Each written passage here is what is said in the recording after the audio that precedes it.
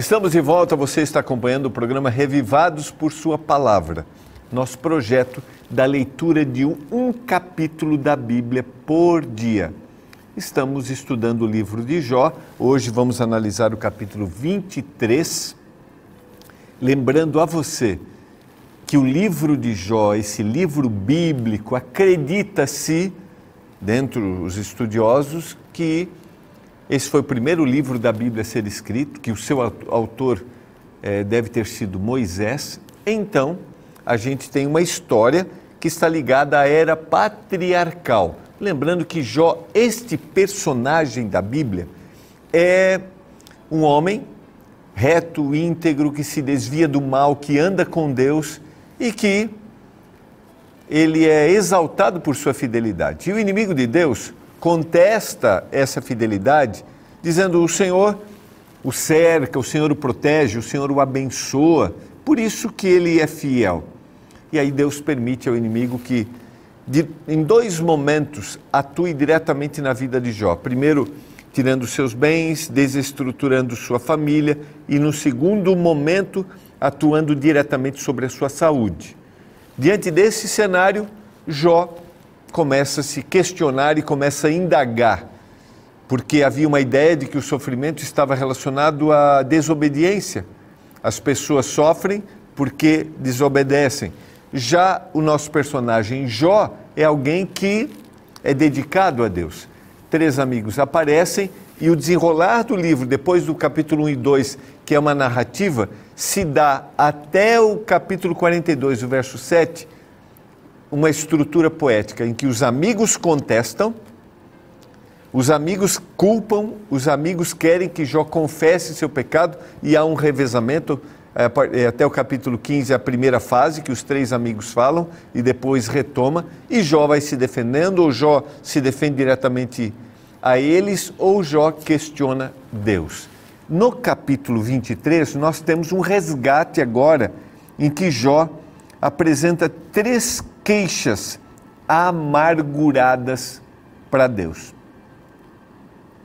E o verso 2 diz que ainda hoje minha queixa é de um revoltado. A palavra originalmente também pode ser traduzida por rebelde. Então ele vai se apresentar, ou vai apresentar suas queixas diante do Senhor. E aqui está a nossa primeira reflexão para hoje. Você tem algo que você deseja questionar, que você deseja reclamar, que você deseja colocar para Deus? Coloque. Reclame. Os ouvidos do Senhor estão atentos à sua reclamação. Necessariamente, Deus não tem a responsabilidade de dar respostas, não.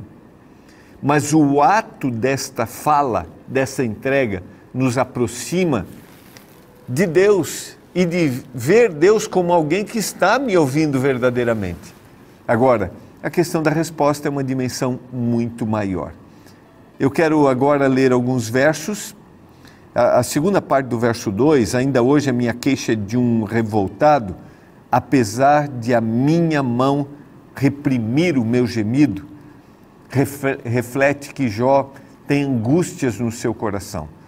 E agora, a partir do verso 3, ele vai colocar a sua primeira queixa, e ela é: Deus se escondeu de mim. Ah, se eu soubesse onde poderia achar, então me chegaria ao seu tribunal, eu ia expor ante ele a minha causa, encheria a minha boca de argumentos, saberia as palavras que ele me respondesse e entenderia o que me dissesse. Na sequência, verso 6, acaso, segundo a grandeza do seu poder, ele contenderia comigo? Não antes me atenderia. Não, antes me atenderia. Ali o homem reto pleitearia com ele, e eu me livraria para sempre do meu juiz. Mas, diz verso 10, ele sabe o meu caminho. Se ele me provasse, sairia como ouro. A certeza que Jó apresenta. Os meus pés seguiram as suas pisadas, guardei o seu caminho e não me desviei dele. Eu quero sublinhar aqui o verso 3, se eu soubesse onde poderia achar. É muitas vezes recorrente esse sentimento, quando nós estamos diante de uma dor, diante de sofrimento, diante de uma situação em que nós não conseguimos administrar. Muitas vezes a gente se sente assim, parece que o Senhor se escondeu de mim. Mas eu queria dizer para você que mesmo que pareça que o Senhor está distante, que o Senhor não está olhando para você, que Ele se escondeu de você, Ele está aí, do seu lado.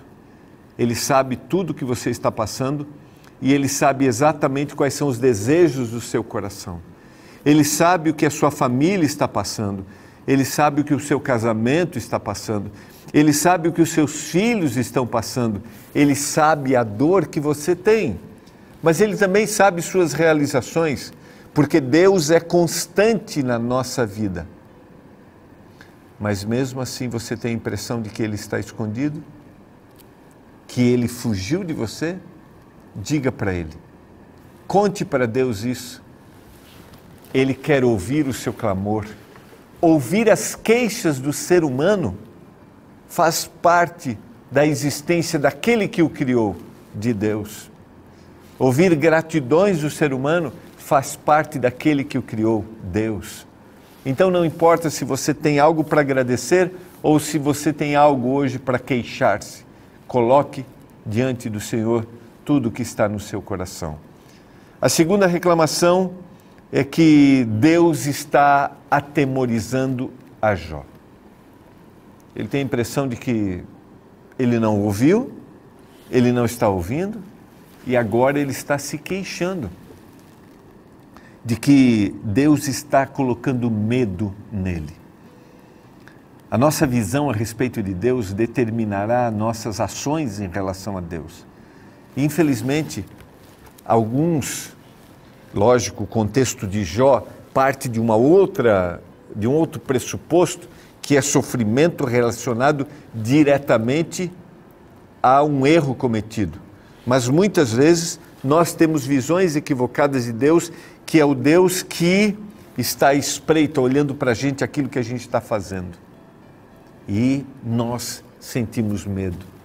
Eu creio que eu já devo ter compartilhado com você que muitas vezes a gente ensina lá os nossos filhos, lá quando eles são bem pequenininhos, que Deus é aquele que vigia, cuidar do olhinho, cuidar do boca, cuidar do pé, cuidar do que você está fazendo.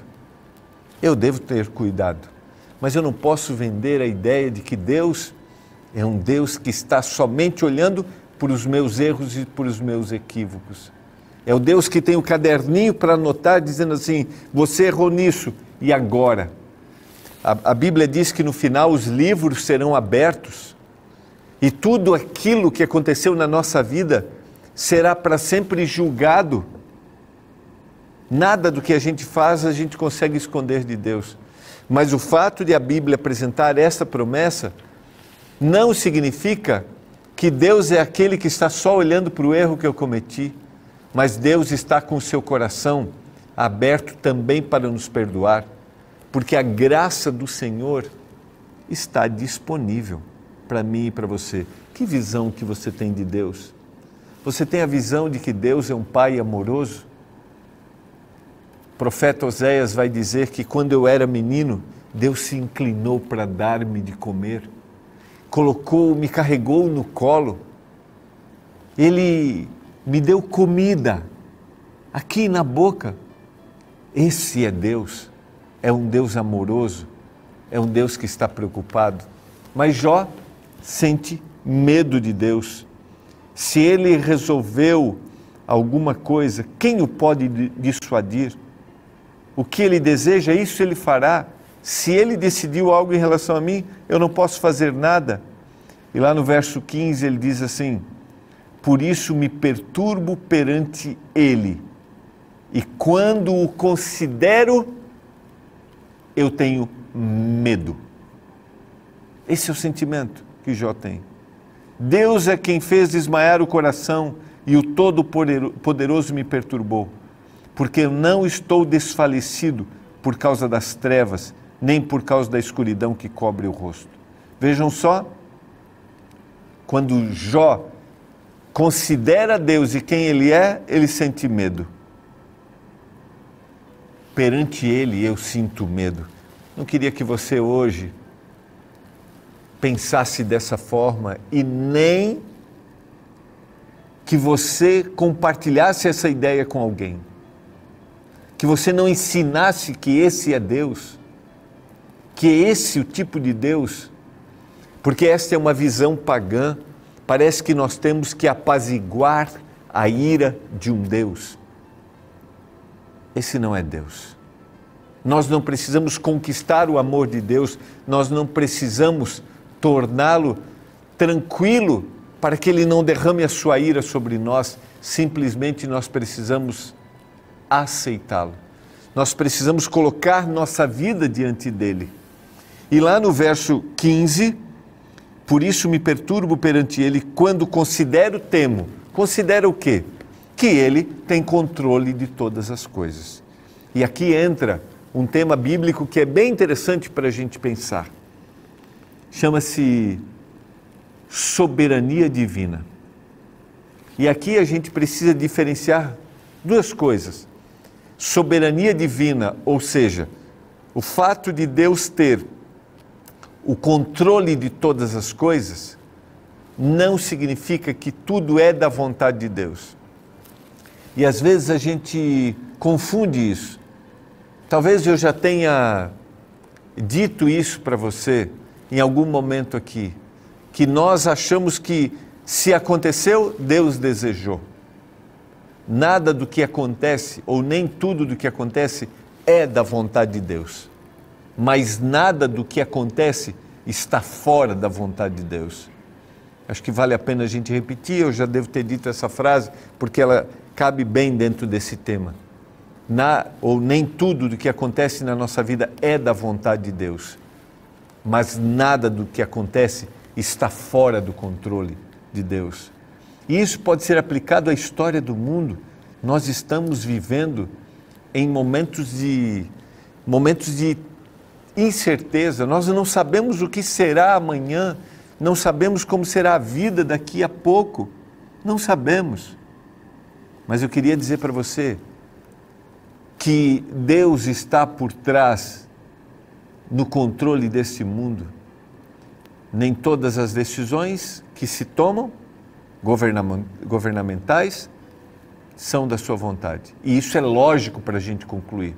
Deus não deseja guerras, Deus não deseja morte, Deus não deseja sofrimento, mas nada do que acontece, Deus não pode transformar em bênção se nós confiarmos. Isso em termos pessoais e isso em termos universais. Um dia, a história desse mundo vai chegar ao fim. E quando eu falo sobre soberania divina, como você se sente? Aquele que confia no Senhor pode ficar em paz.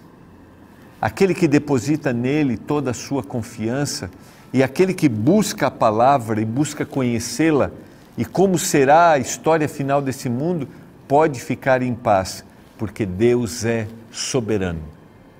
Nada do que acontece ou do que acontecerá neste mundo acontecerá fora da soberania divina. Eu estou falando para você hoje que talvez tenha uma queixa para fazer, você tem um questionamento para fazer, assim como Jó, você acha que Deus se escondeu de você, assim como Jó, pela situação que você está passando, você acha que Deus não está mais te olhando e você tem medo disso. Eu quero te dizer, Deus pode parecer escondido, mas está aí, Ele está aí do seu lado, se revelando. Você tem medo de Deus, você cresceu com esta imagem, você cresceu num ambiente religioso em que a gente deveria se preocupar porque Deus estava ali olhando.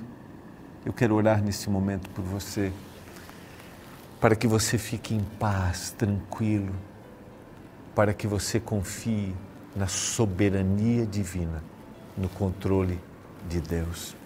Vamos orar juntos? Pai do céu, obrigado pela Tua palavra. Jó tinha ideias equivocadas sobre o que estava acontecendo, ele não sabia.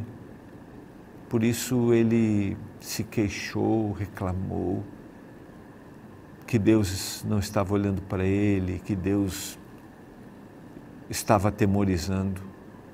Pai, dê para a gente a certeza que o Senhor está olhando para nós e que o Senhor é um Deus de amor. Eu clamo por isso, em nome de Jesus. Amém. Foi muito bom ter a sua companhia, foi muito bom estarmos juntos estudando mais uma vez a palavra. Eu vou ficando por aqui, mas amanhã nós voltamos para estudar Jó, capítulo 4. Jó tem mais uma reclamação e Jó vai trabalhar as injustiças, aquilo que é inexplicável e que todos nós passamos, todo dia. Nós somos rodeados, somos cheios de informações injustas. A gente se encontra amanhã.